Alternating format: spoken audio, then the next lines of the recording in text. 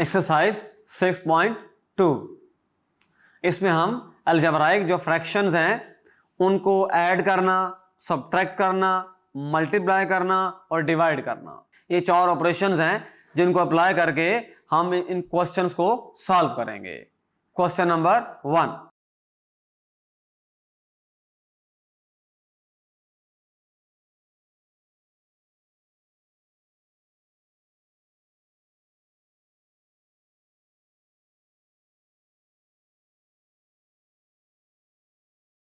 इसमें हमारे पास 2 फ्रैक्शंस हैं और दोनों जो फ्रैक्शंस हैं उनके न्यूमरेटर और डिनोमिनेटर इस तरह के हैं कि हम उनको फैक्टराइज करेंगे। यहां देखें, ये जो पहली फ्रैक्शन है, ये जो ऊपर वाला एक्सप्रेशन है, इसकी मिड टर्म ब्रेक करेंगे और यहां फार्मूला अप्लाई करेंगे a² माइनस b²। इधर भी मिड टर्म ब्रेक होगी और इसके अंदर भी मिड टर्म ब्रेक होनी है।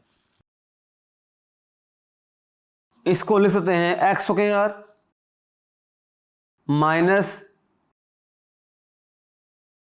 3x plus 2x minus 6 over x minus 3 x plus 3 plus यहां पर 24 है और 1 है। इधर आएगा x² minus 4x plus 6x minus 24।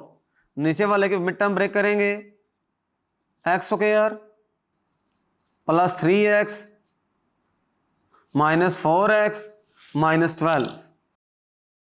x common आ गया, x minus 3 plus 2 common, x minus 3 over x minus 3 x plus 3, x common x minus 4, 6 common x minus 4, x common x plus 3 minus 4 common x plus 3। हमने इनको factorise करना है। अब देखें, ऊपर वाले को लिख सकते हैं x minus 3 x plus 2, x minus 3 x plus 3, x minus 4 x plus 6, x plus 3 x minus 4। Cancellation, ये रह गया x plus 2 x plus 3 x plus 6 x plus 3। Same denominator आ गया तो यही इसका एलसीएम होगा।